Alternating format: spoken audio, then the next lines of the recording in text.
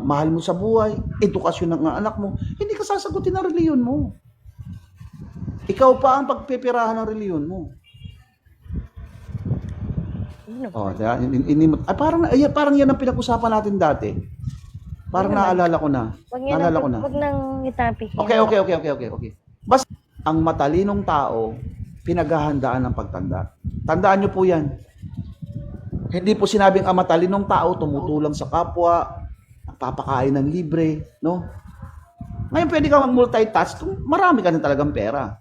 Pero pag hindi pa, walang-wala ka tapos uunahin mo yung pagtulong sa kapwa. Kung 5,000, naging 10,000, naging 20,000, mahirap ba ito? Hindi. Tatanungin mo lang naman siya eh.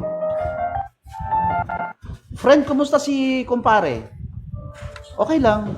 Anong pinagkakabalan? Nagtatrabaho, construction. Naka-insured ba? Hindi. Uy, congratulate mo ko kasi ako,